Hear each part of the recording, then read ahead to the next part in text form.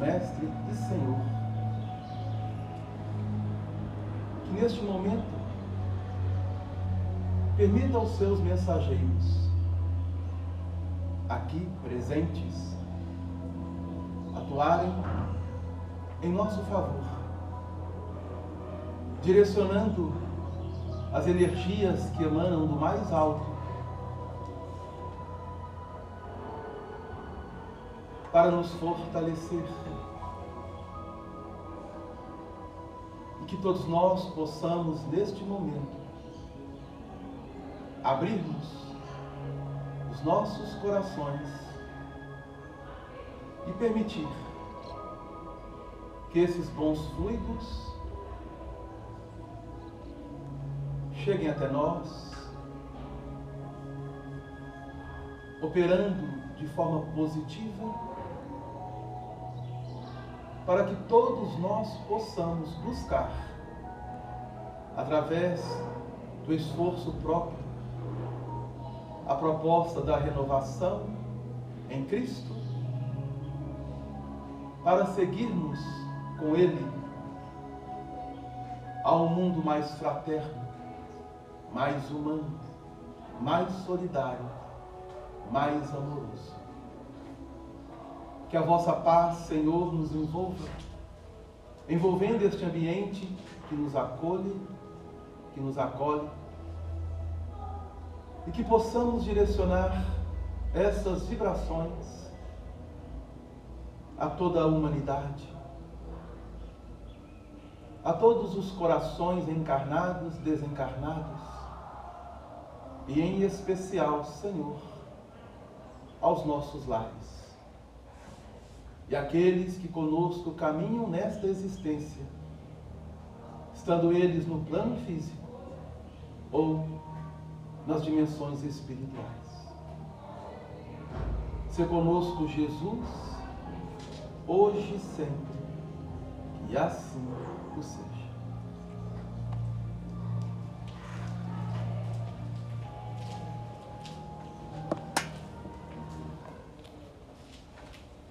Bom dia mais uma vez a todos, sejam todos muito bem-vindos. Tem alguém aqui que está vindo pela primeira vez à casa? Senhora? Seja muito bem-vinda. Como é que a senhora chama? Maria Pompeia. Maria Pompeia. Esteja à vontade. Eu te conheço, né? É lá do Charles Pierre? Charles Pierre. Eu sou bom de fisionomia. Se eu ver uma pessoa, pode passar 1000 anos que a vibração dela chega até mim e eu identifico. Nós estamos estudando aos domingos a obra Justiça Divina pelo Espírito Emmanuel através de Francisco Cândido Xavier. Nós damos a sugestão para que as pessoas possam adquiri-la. Se não houver condições, não sei se na biblioteca tem exemplares, mas outras casas espíritas, pegar com alguém emprestado, que é bom acompanhar as lições. É sequencial. Hoje vamos trabalhar no capítulo 9, que traz o título Caídos. Essas reuniões aconteceram na cidade de Uberaba, na Comunhão Espírita Cristã, onde Francisco Cândido Xavier, em 1961, nas reuniões públicas que aconteciam segunda e sexta-feira, a cada semana, estavam estudando a obra Céu e o Inferno. Esse meu livrinho está mais antigo, mas eu não desfaço dele, né? Tem uma mania de ficar pegado às coisas antigas, né?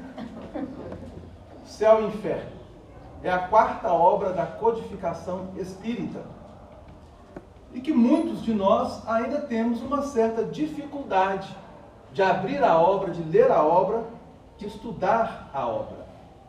Então a espiritualidade maior, ela vem nos facilitar este trabalho, fazendo com que nós nos debrucemos nas obras de Kardec, ampliando o entendimento com a mensagem que eles, os amigos espirituais, nos trazem. Essa reunião aconteceu no dia 17/2 de 1961.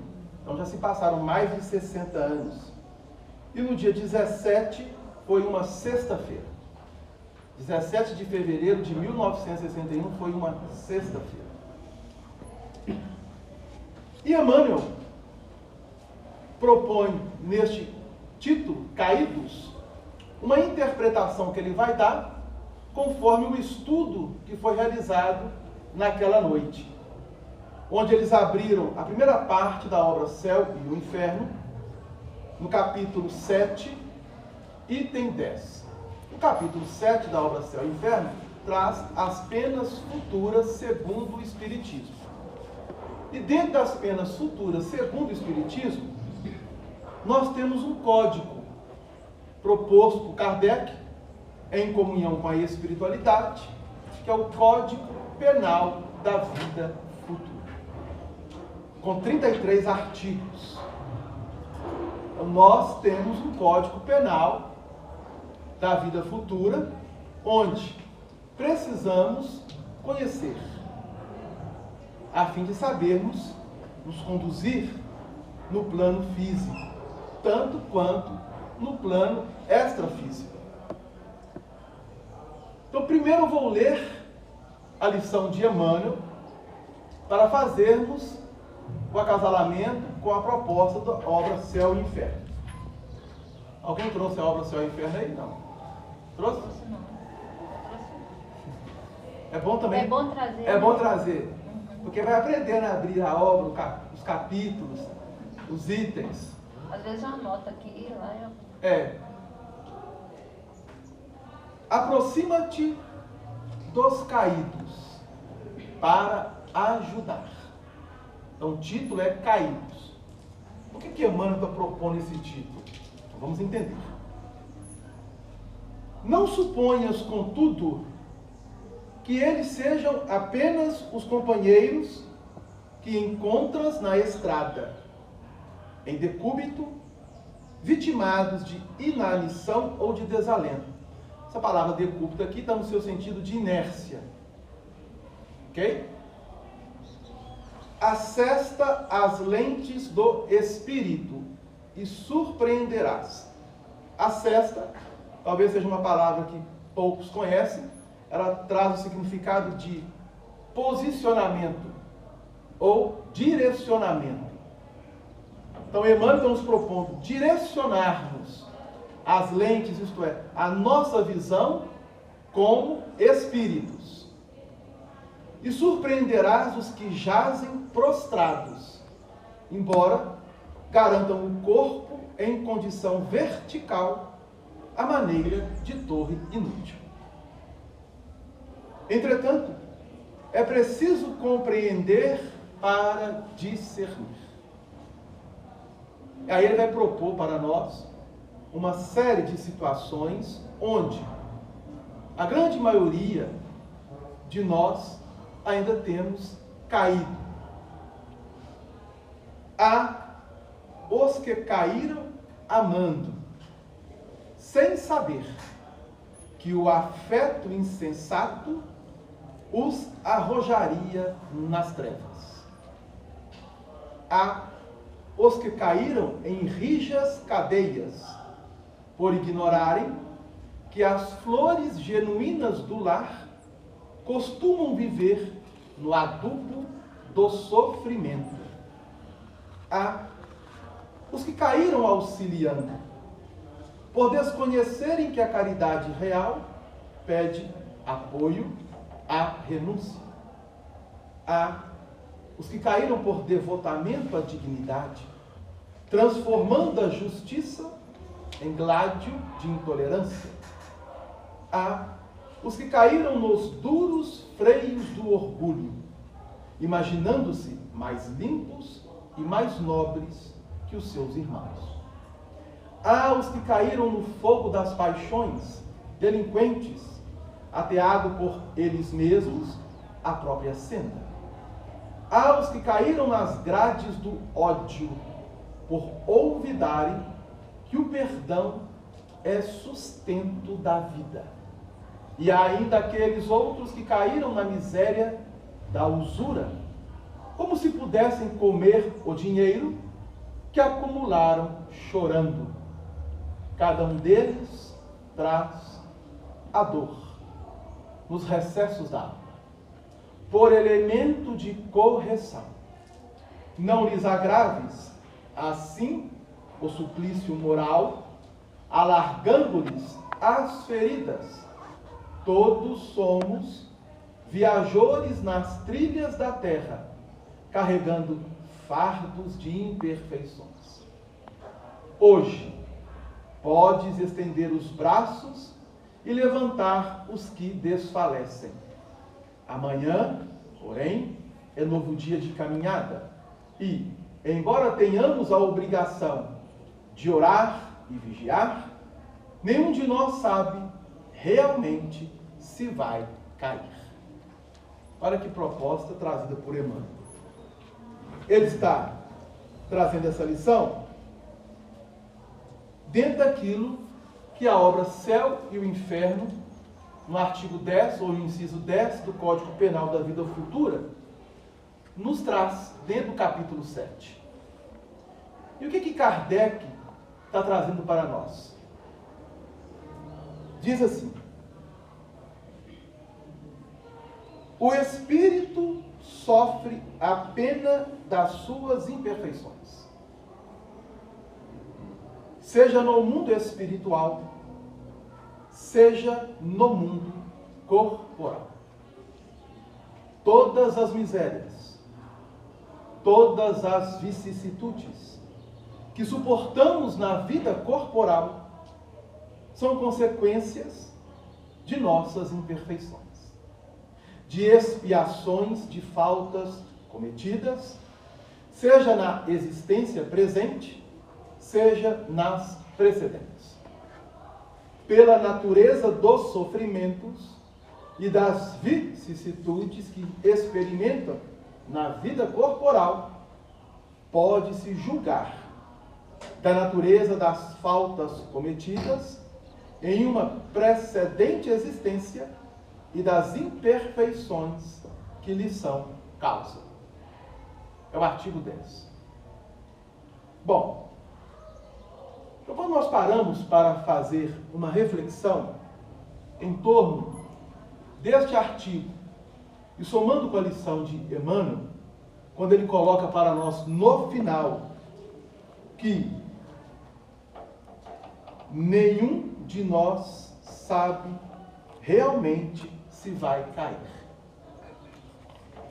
Por sermos espíritos, numa condição que a doutrina espírita nos esclarece de imperfeição, e por estarmos habitando um planeta que dentro da linha de progressão dos mundos ainda se enquadra como de provas e expiações, há uma coisa que nós não podemos fugir, que é a realidade do planeta que habitamos e a realidade que trazemos no campo íntimo, das enormes dificuldades que necessitamos trabalhar para eliminar aquilo que é ruim e solidificar aquilo que realmente é bom,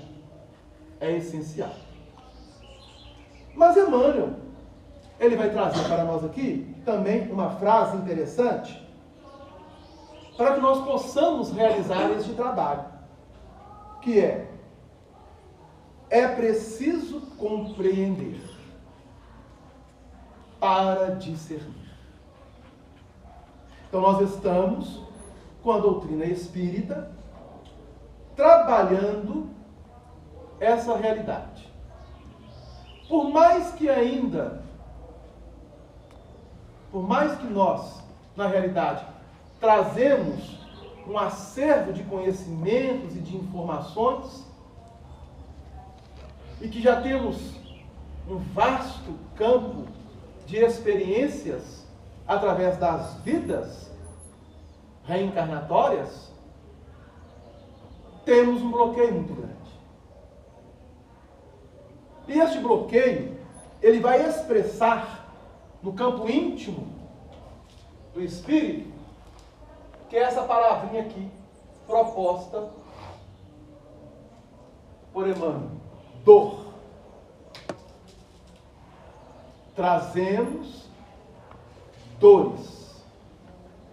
E lembrando que a dor, ela tem o lado físico, mas a dor que a espiritualidade nos chama a atenção é a dor moral. Porque a dor física, ela passa com o físico.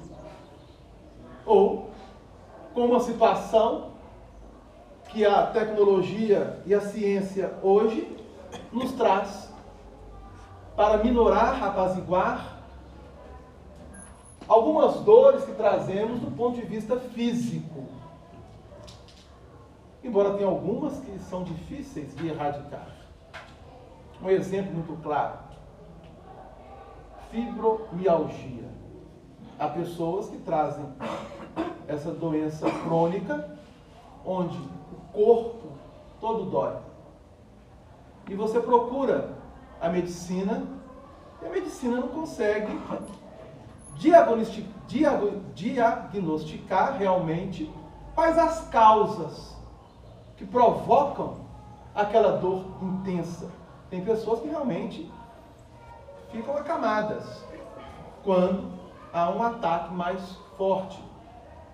E tem umas que conseguem realizar algo, mas sentindo aquela dor. Mas a dor moral, ela é pior do que a dor física. Porque ela está inerente àquilo que realmente somos e que estamos gradativamente despertando a nossa consciência para isso. Para a nossa realidade, para a nossa essência. Somos espírito. E é por isso que Emmanuel, na lição, coloca: acesta as lentes do espírito, isto é, direcione a visão, a compreensão daquilo que realmente é, para compreender e discernir aquilo que deve ser discernido. Se nós trazemos uma dor moral, e essa dor pode nos acompanhar, conforme na obra Céu e Inferno, tanto no plano físico quanto no plano espiritual, ao deixarmos o corpo físico, pelo processo da desencarnação, é preciso compreender então o porquê, as causas que vão gerar essas dores. E há algo que nós ainda não conseguimos realizar conosco e temos sempre feito, que é isso aqui, ó. Fuga, fugir, sair pela tangente. Porque quando é com o outro, beleza, somos expert. Mas quando é conosco, temos uma dificuldade. Com o outro, tranquilo, eu dou até aula, dou medicamentos, eu sou até médico. Não é bem assim que acontece? Mas quando chega comigo, onde eu preciso não fugir, e sim direcionar para dentro de mim, como espírito, o porquê daquilo que esteja acontecendo, as causas que realmente geraram todo o processo pelo qual eu estou vivenciando, a coisa muda de figura. E é uma das maiores dificuldades do espírito, seja no plano físico, tanto quanto no plano espiritual.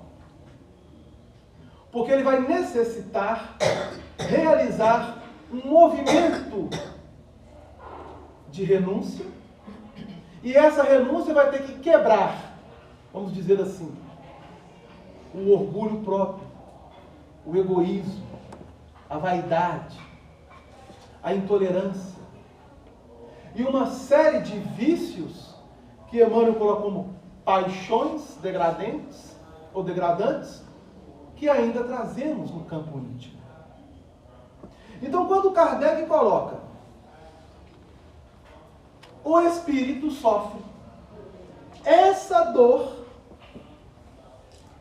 física ou moral, a dor moral, ela vai acompanhar-nos com essa palavrinha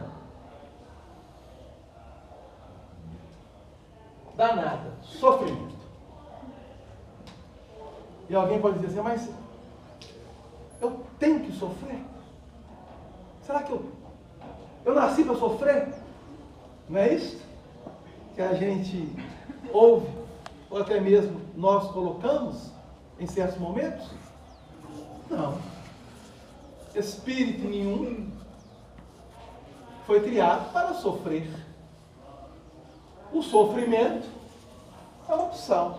Ah, Delano, como assim o sofrimento é uma opção? Então, vamos lembrar aqui o ensinamento de Jesus. Vinde a mim todos vós que estáis aflitos e sobrecarregados, eu vos aliviarei. Tomai sobre vós o meu jugo, aprendei de mim que sou manso e humilde de coração. O meu fardo é leve e o meu julgamento é suave. Então Jesus está nos propondo irmos até Ele. Ah, mas eu vou. Será que vamos mesmo? Como é que nós temos ido até o Cristo? Ou será que nós temos permitido que Jesus chegue até nós? Porque Ele está sempre conosco.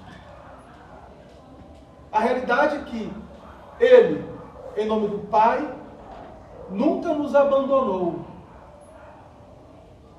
Somos nós que durante as nossas dificuldades vamos dando costas para Ele, consequentemente, para a lei divina, e toda vez que nós nos afastamos da lei, acontece isso conosco.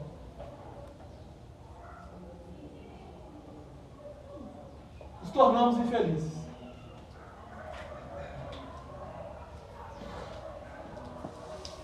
Se eu estou ou sou infeliz,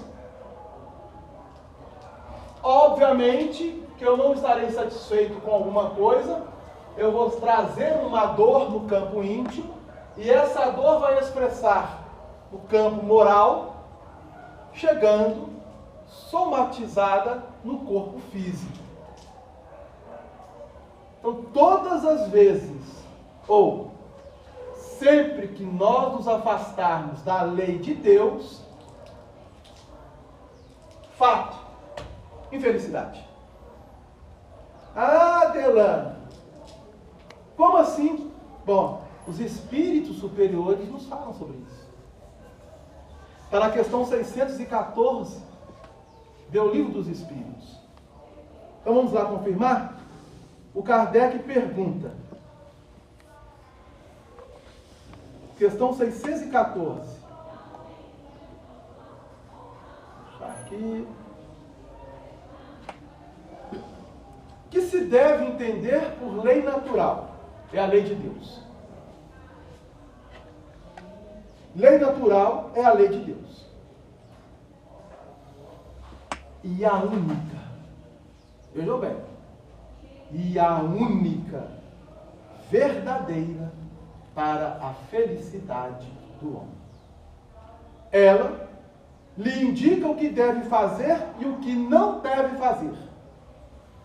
E ele não é infeliz senão quando se afasta dela. Então, quando nós nos afastamos da lei de Deus, nos tornamos infelizes. E se nós afastamos da lei de Deus, nos tornamos infelizes, nós vamos gerar para nós situações que vão repercutir, que vão refletir no futuro. Nós vamos semear, nós vamos colher. Aí, a espiritualidade com Kardec nos propõe: o espírito sofre a pena das suas imperfeições. Por que imperfeição? Porque ele é infeliz. E por que ele é infeliz? Porque ele é imperfeito. E por que ele é imperfeito? Porque ele está desenvolvendo o seu campo de maturidade consciencial do ponto de vista espiritual.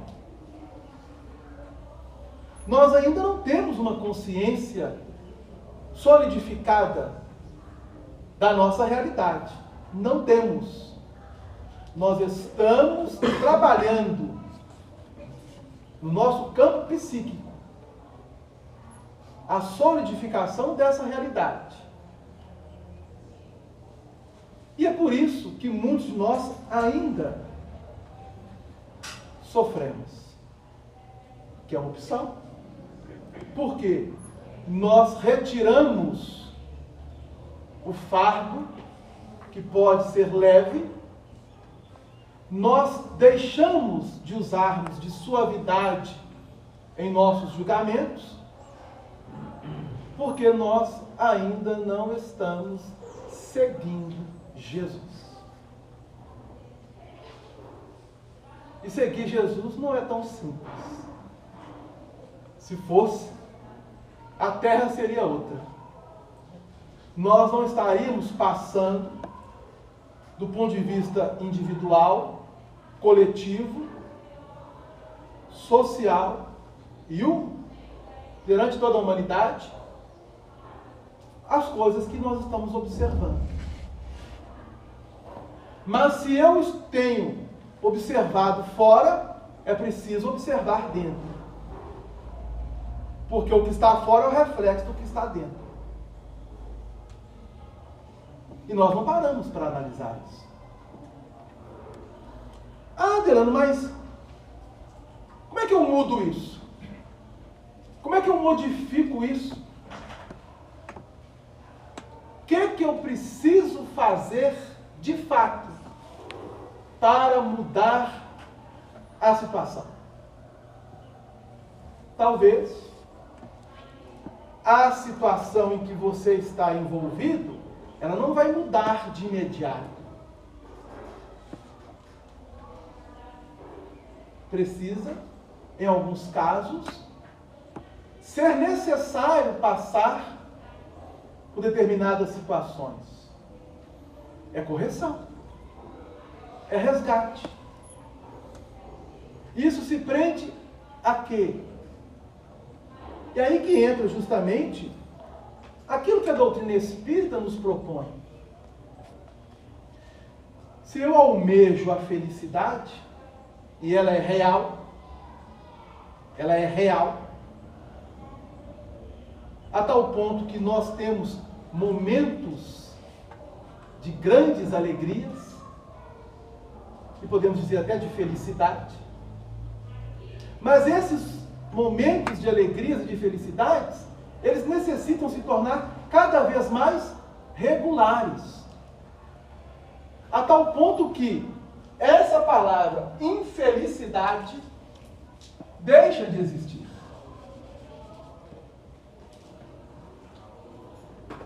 E isso vai acontecer. Aí alguém pode dizer assim, como? Porque existe uma lei de progresso. Se o mundo que habitamos é de provas e expiações, há mundos que trazem este patamar, mundos felizes. E nos mundos felizes não existe infelicidade. Não existe. Isso quer dizer que os espíritos que lá habitam não trazem dor e nem sofrimento.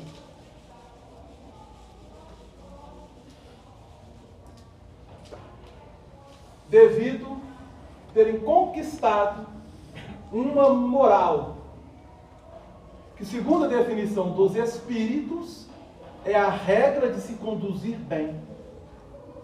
E essa regra de se conduzir bem se fundamenta na observação das leis de Deus, das leis divinas.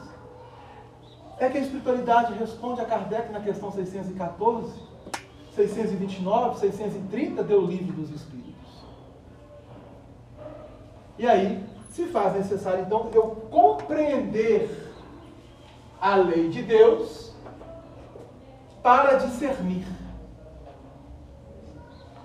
E qual que é o caminho que nós estamos trilhando para chegarmos a esse discernimento? A doutrina espírita nos propõe fé raciocinada. Porque ainda não temos. A nossa fé é cega. Ah, não é. Sou espírita. Conheço a reencarnação, a pluralidade dos mundos, a lei de causa e efeito. Sei que Jesus está sempre conosco. Estamos evoluindo, estamos progredindo. Tenho informação do plano espiritual. Temos tudo isso. Mas ainda não vivemos isso. Porque a nossa fé, ela não está condicionada no campo da racionalidade, que é uma fase. Ainda vivemos a chamada fé cega. Fé cega. Quando se fala em fé cega, nós não estamos apenas trabalhando aspectos a níveis religiosos, não. Porque quando se fala fé, direcionamos o nosso entendimento para as questões religiosas.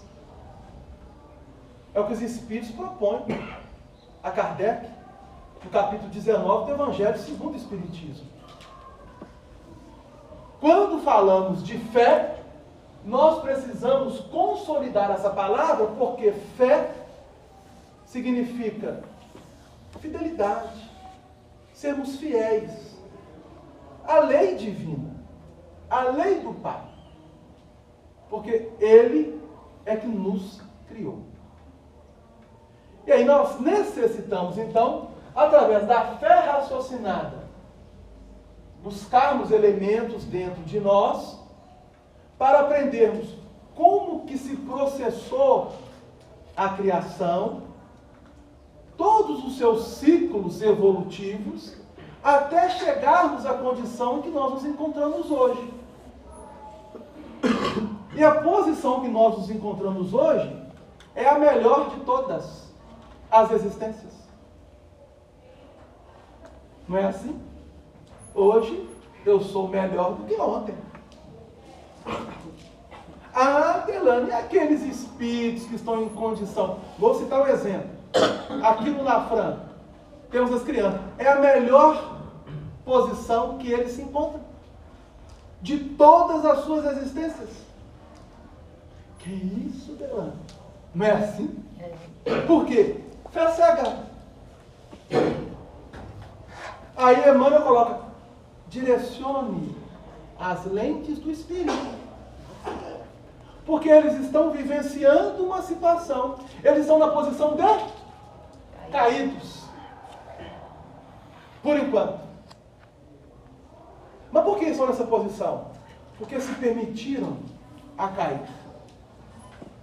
Isso não quer dizer que nós, um dia, também não estaremos, ou já estivemos, na situação deles. Quer dizer então que lá na frente, se eu vier nessa posição, eu vou estar melhor que hoje? Sim. Por quê? É a grande pergunta. Para que o espírito possa voltar para dentro de si e compreender a sua realidade, a sua essencialidade. E nós temos observado as pessoas, vou dizer as pessoas, por quê? Sai do corpo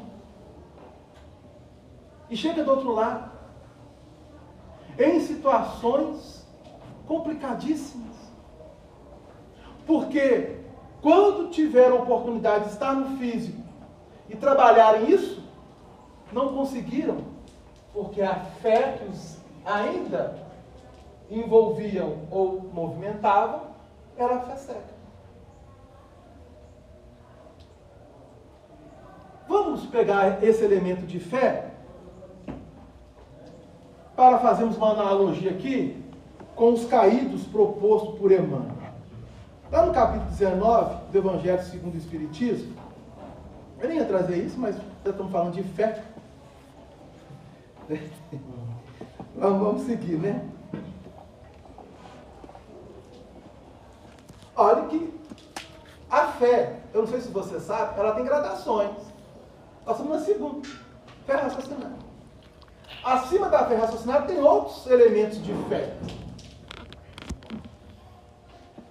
Sabiam disso? Tem a fé ativa, tem a fé viva, já proposta pelos Espíritos. Aqui, na lição, eu vou trazer a fé ativa, que está acima da fé raciocinada. Paulo, próprio livro dos Espíritos, fala-nos da fé viva, abrindo um leque de outro patamar de fé, até chegarmos a um patamar na Terra, onde Jesus é o exemplo maior. No item 11 do capítulo 19 do Evangelho segundo o Espiritismo, vocês conhecem o Evangelho segundo o Espiritismo? Conhecem?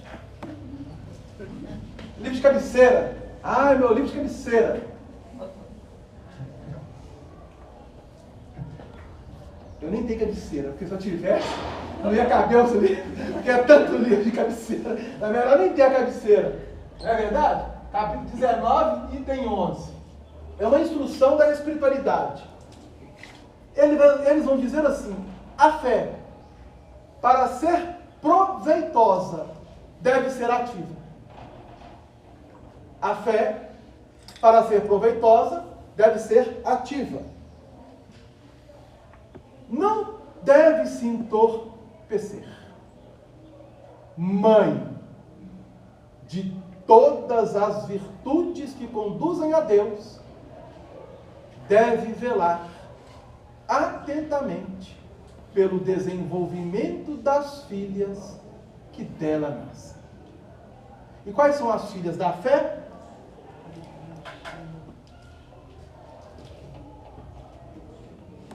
Vou tirar aqui porque eu vou pagar a fé cega, né? As filhas da fé.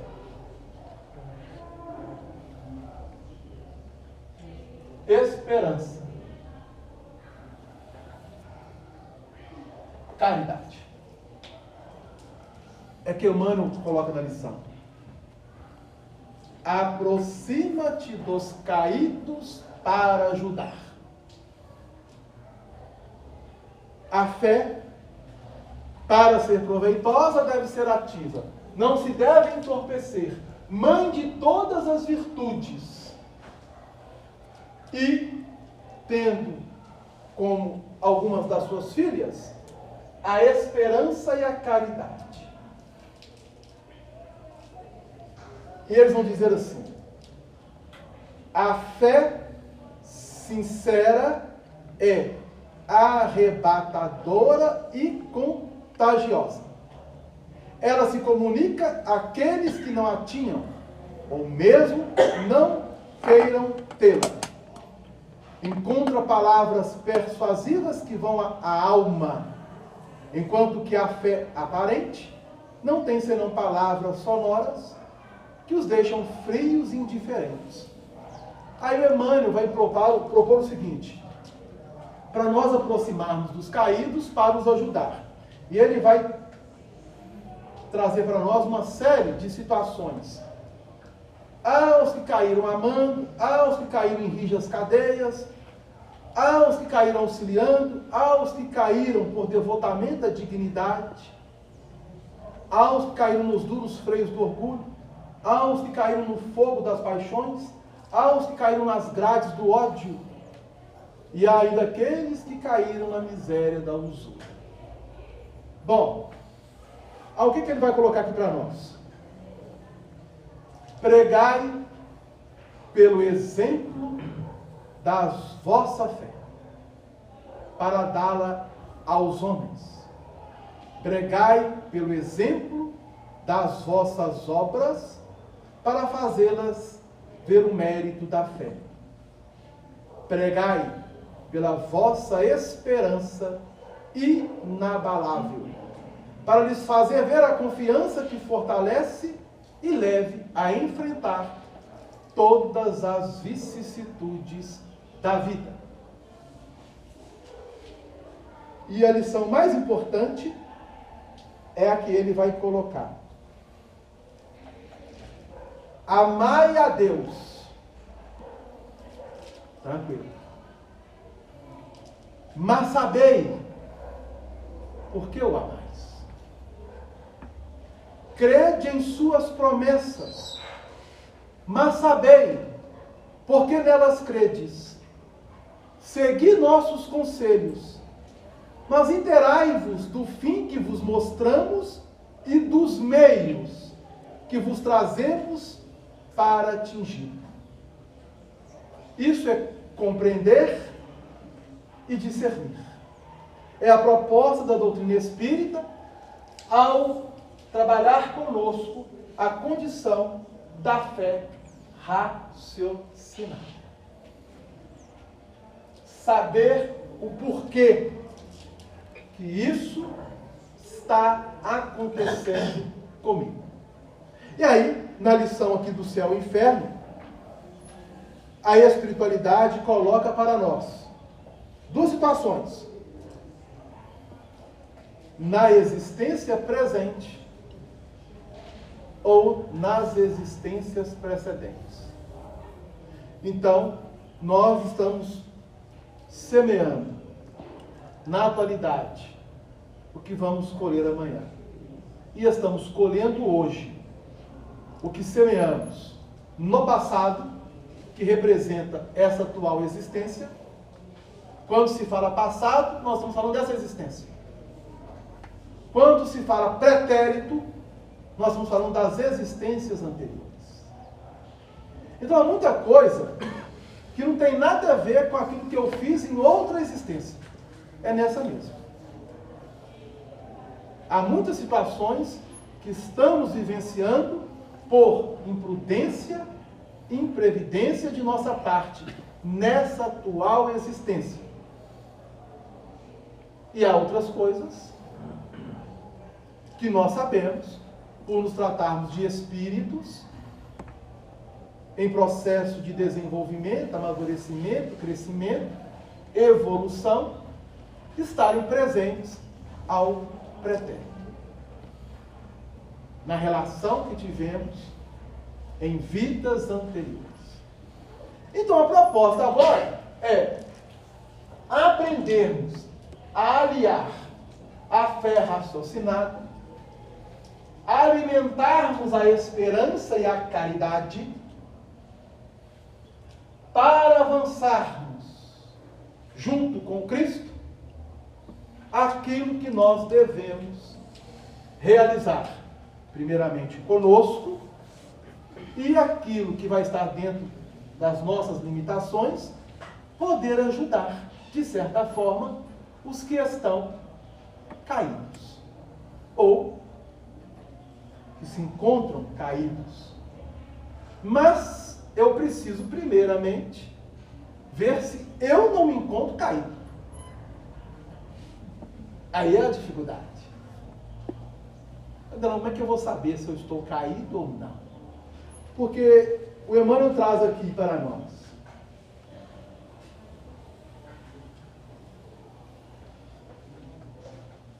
direcione a visão do Espírito, as lentes do Espírito, e surpreenderás os que jazem prostrados, embora garantam um corpo em condição vertical, estão no corpo físico, em posição vertical, a maneira de torre inútil. Ah lá, está vivendo a vida no plano físico, a existência, a oportunidade, e em vez de trabalhar no seu aprimoramento, no seu desenvolvimento, vive a vida como se fosse o último dia e que depois deste processo nada há mais. É a festa. Só que a vida, como sabemos, pertence não ao corpo, mas ao espírito. A nossa realidade. Somos espírito. Somos espírito.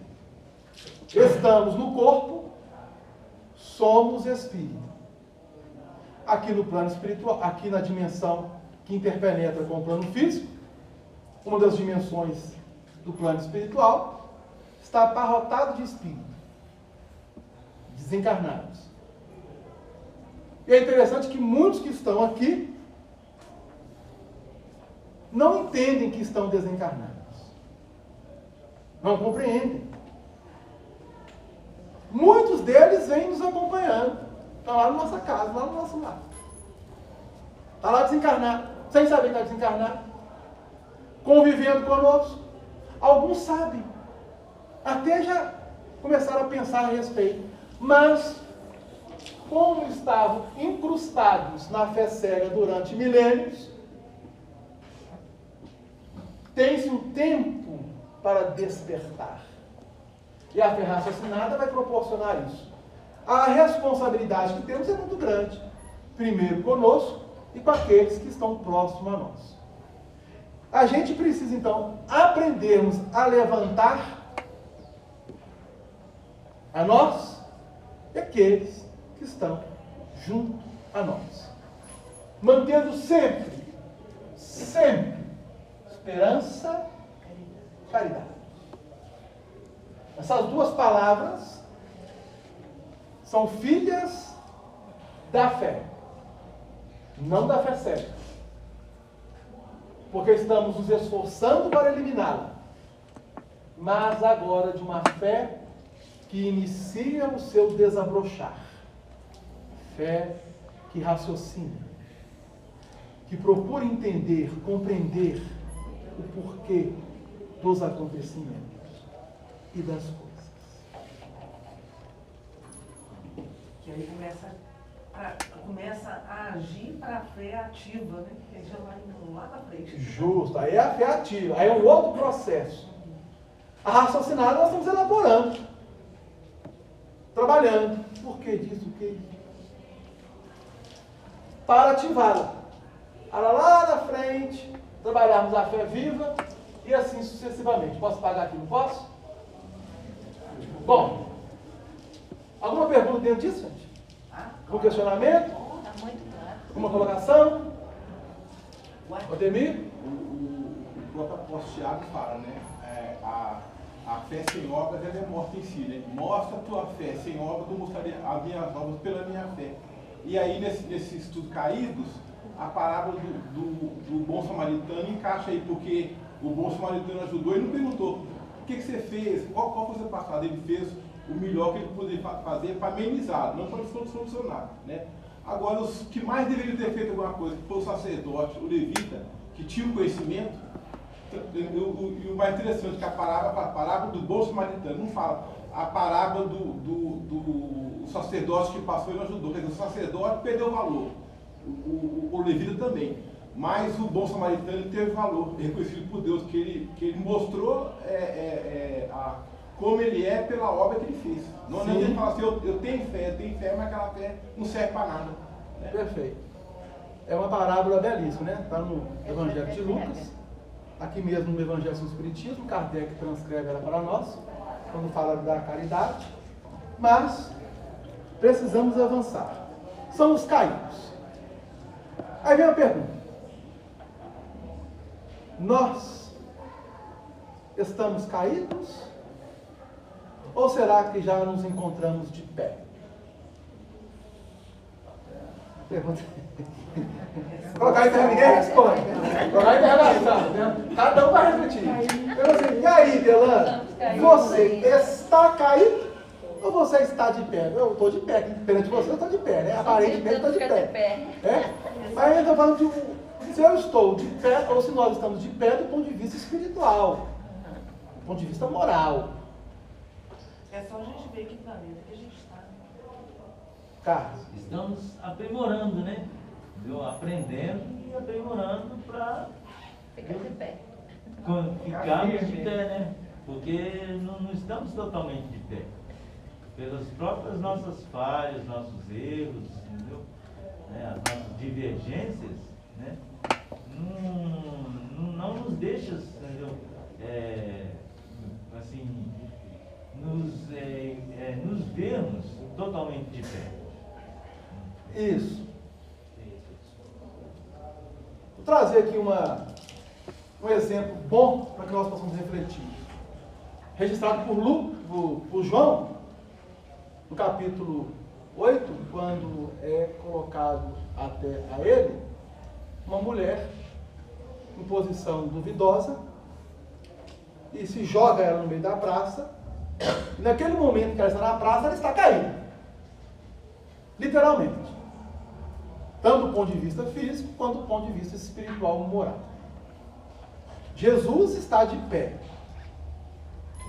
Literalmente, do ponto de vista físico e do ponto de vista moral e espiritual.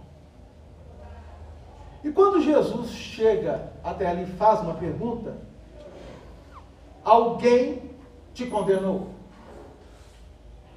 Não, Senhor.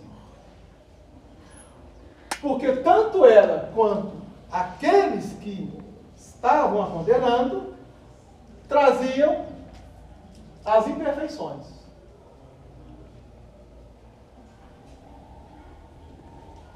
Por isso ninguém pôde condenar. É a pergunta de Jesus. Ela está caída. É como se ele estivesse, neste momento, diante de mim e falasse: meu filho, você está caído, né? E está cheio de lama por cima de você. Mas aí, tem alguém te condenando? Ah, mestre, eu não sei, estou conseguindo olhar os olhares. Não, ninguém me está condenando. Nem eu te condeno. Levanta-te. Vai. Mas não tornes a errar. É a lição dessa mulher que foi levada até ele, dentro de uma condição duvidosa, como é colocado lá no Evangelho, registrado por João. Nós, perante Jesus, é como se fôssemos essa mulher, ou aqueles que estavam condenando essa mulher.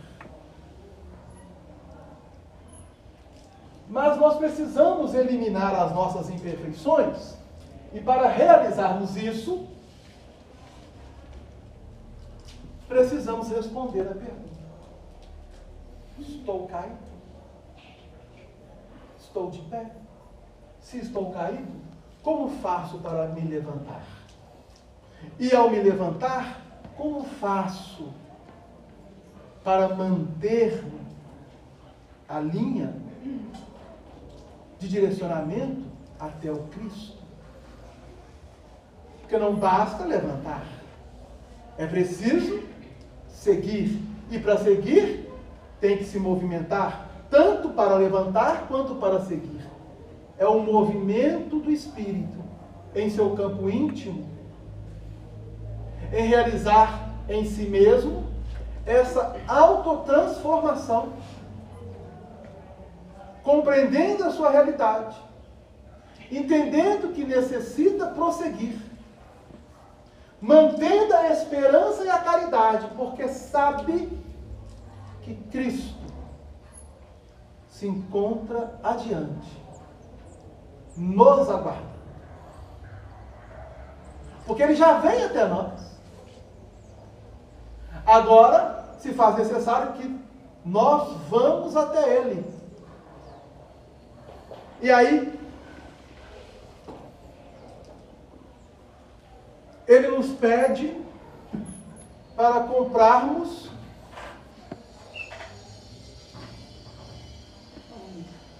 dele. Né? Tira, eu fui comprar nos dele e trazer aqui. Esse aqui tem, essa aqui não tem. Deixa eu ver. Novo Testamento. Lá na carta do Apocalipse. Vocês já ouviram falar no livro do Apocalipse? Já? Alguém já leu? Não, já vi falar. Bom, lá no Apocalipse, dentro do capítulo 2 e capítulo 3, João, o evangelista, direciona um ensinamento vindo do alto às 7 igrejas. E dentro de uma igreja, tem algo muito interessante que nós necessitamos fazer para conosco. Deixa eu ver qual igreja que é.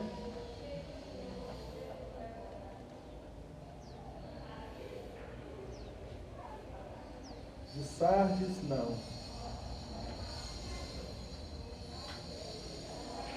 É a igreja de Laodiceia. Veja bem, a igreja de Laodiceia. Está no livro do Apocalipse. Quem quiser chegar em casa, tá, gente? Abrir o Apocalipse. Não tem medo, não. Pode abrir o Apocalipse, tranquilo. Tranquilo? Livro. Capítulo 3.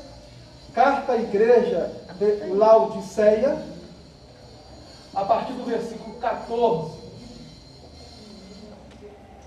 Leitura tranquila. O livro sossegado. Ele vai dizer assim: e ao anjo da igreja que está em Laodiceia. Era uma das 7 igrejas da Ásia Menor, fundadas, no caso aqui, por João Evangelista. Tá? Escreve: isto diz o Amém, o alto, a testemunha fiel e verdadeira. Testemunha fiel e verdadeira, Jesus. Testemunha fiel e verdadeira é o Cristo. Conheça as tuas obras. Viu, Valdemir? Você trouxe o Tiago aí. É bom que ele conhece. Conheço as tuas obras. Que nem és frio, nem quente. Olha como que nós somos duvidosos. Quando fica em cima do muro, né? Você não é frio nem quente. Oxalá é a tradução. Foras frio ou quente. Tome uma decisão. Ou você é frio ou você é quente. Mas tome a sua decisão. Assim porque és morno. Olha a mulher apanhada em adultério, de maneira duvidosa. Aos que estavam condenando, também todos. Vomitar-te-ei da minha boca. Aqui tem um significado, tá, gente? Não vamos pegar nada literal, não. Como dizes, sou rico e estou cada vez mais enriquecido, e de nada tenho falta, e não sabes que és um desgraçado, miserável, pobre, cego e nu. Por quê? Está dizendo isso? Porque essa igreja está trabalhando 2 aspectos. Cada um já respondeu a sua pergunta? Ótimo. Muito bom. É isso? Está trabalhando o aspecto material e o aspecto espiritual.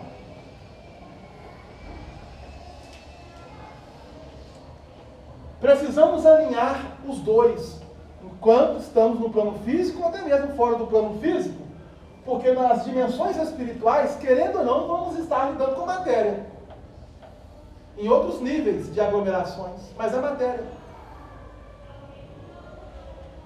Mas aqui ele está nos pedindo: tu dizes, és rico e cada vez mais está enriquecido. A visão apenas na linha material. A busca desenfreada pelas questões de natureza material, deixando de lado a essencialidade que é a espiritual. E quando deixamos de lado aquilo que é espiritual, nós nos tornamos desgraçados, miseráveis, pobres, cegos e nus. Vem a desencarnação, literalmente o corpo físico deixa de existir, mas o espírito vive. Continua. Então ele adentra no plano espiritual, se não soube alinhar no plano físico, o espiritual com o material, ele não vai levar nada daquilo que é material, vai. Então ele entra no plano espiritual dessa forma: desgraçado, pobre, miserável, cego e nu. É o que tem acontecido com a maioria de nós nas nossas desencarnações. O que fazer? Aí ele nos ensina. Isso aqui há mais de 2000 anos. Aconselho-te. Não impõe, não. Aconselho-te. Sugiro que de mim compres ouro provado no fogo. Sabe o que significa isso? Reencarnação. Aconselho-te, compres ouro provado no fogo. Reencarnação. Para que te enriqueças e vestidos brancos. Olha a análise da vestidura branca com a veste nupcial da parábola. E não apareça a vergonha da tua nudez, uma nova personalidade. Tudo aquilo que você fez de errado vai ficar no seu inconsciente. Está no seu inconsciente. Ou não está? E ele continua. E que unjas os teus olhos com colírio, para que vejas. É o que Emmanuel nos propõe. Acesta as lentes do Espírito e surpreenderás os que jazem prostrados, embora garantam um corpo em condição vertical à maneira de torre inútil. É preciso compreender para discernir. Isto é, o colírio representa o alimento, no caso aqui do olhar, para as questões espirituais. Que isso não esteja mais embaçado, em seu sentido de névoa, em que nós não conseguimos identificar, ou ainda ficamos naquela dúvida, em cima do muro, frio, quente, não, morno, é frio ou quente? Não, está morno. Decida, que nós saibamos decidir, a partir de hoje, conforme coloca Emmanuel na lição. Hoje, podes estender os braços e levantar os que desfalecem. Então, hoje, temos condições de nos levantarmos e estendermos os braços, não somente a outro, mas a nós mesmos. Porque nós estamos reencarnados.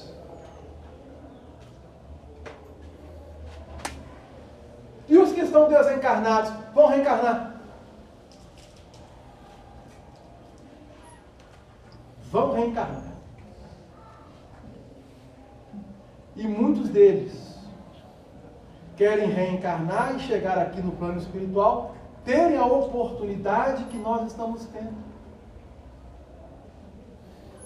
de alimentar com essas lições, nos nutrirmos dela, para digerirmos de forma conveniente e, através dessa nutrição, estarmos em condições de vencermos as etapas dia a dia. Porque nós vamos voltar para o plano espiritual. E eu não quero adentrar o plano espiritual, ou ninguém quer, da forma como foi descrito aqui na carta a Laodiceia. No capítulo 3, a partir do versículo 14, do livro do Apocalipse. Então,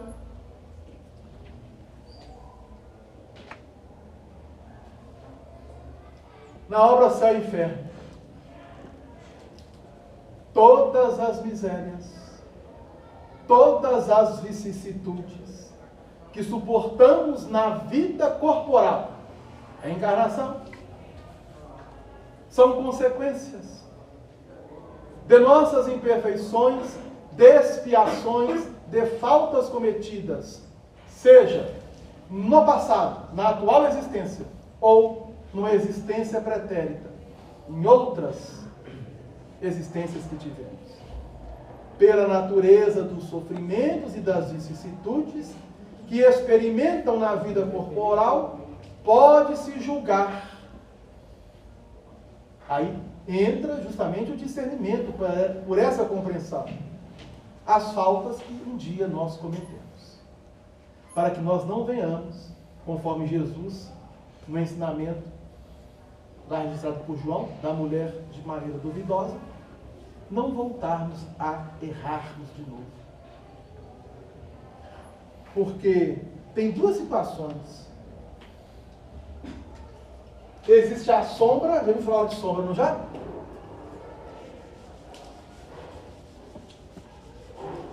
Cara, isso tem que ser um pau dele, tá difícil. Existe a sombra. E existe a treva. Parece a mesma coisa, né? Mas não é. Sombra é quando nós erramos por ignorância. Ah, fulano está na sombra danada. É ignorante, coitado. Erra porque é ignorante.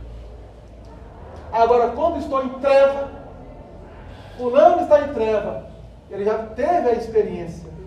Ele está reincidente. Essa mesma estratégia. Reincidente. Sombra, eu ignoro aquela experiência. Por isso eu me deslizei. Treva, já conheço, eu caí. Caídos, porque sou reincidente. Tenhamos cuidado. Porque se estamos em trevas, eliminemos ela. Mas não esquentam a cabeça, porque a luz resplandece nas trevas. E as trevas não podem prevalecer sobre a luz. Conforme ensina-nos Jesus, através de João, capítulo 1 do Evangelho de João. Gente, nosso tempo acabou. Então, vamos fechar. Eu estava esperando justamente a Clarissa chegar, né, Clarissa? A Clarissa vai nos dar um recado. Eu vou fazer a prece. Nós vamos encerrar com a prece. E após eu terminar a prece, a Clarissa vai dar um recadinho, rapidinho. Pode aproximar, Clarissa, vai ficar mais perto, porque aí já... A gente, alguma dúvida aí? Ficou alguma colocação aí? Dá licença um pouquinho. Pode falar. Na treva, pela reincidência, todos nós que somos habilitados aqui, vai ser multado de novo. É de verdade.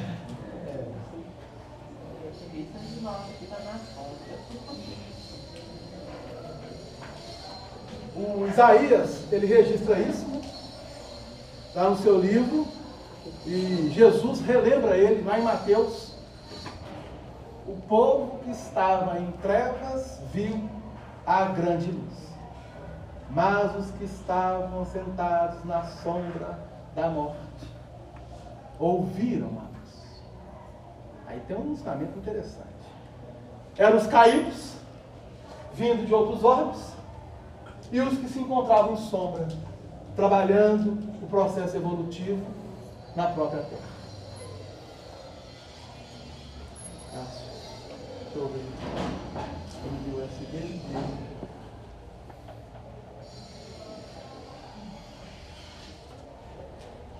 Nós vamos fazer a nossa prece final. E assim que eu fizer a prece, a Clarice vai dar um recado. Alguma dúvida, gente? Próxima semana, capítulo 10. Vou aguçar a curiosidade de vocês. O título do capítulo é Viverás para sempre. É continuidade. Neste momento, nós vamos agradecer a Jesus,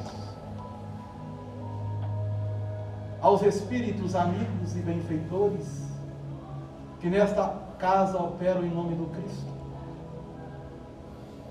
que possam nos envolver e que nós saibamos somar a eles essas energias de paz, a nos preencher, Senhor,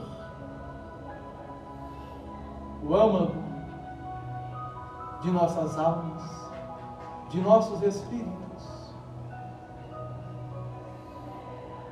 e podermos irradiar essa força para envolvermos a humanidade. Aqueles, Jesus, que em sombras ou trevas possam estar,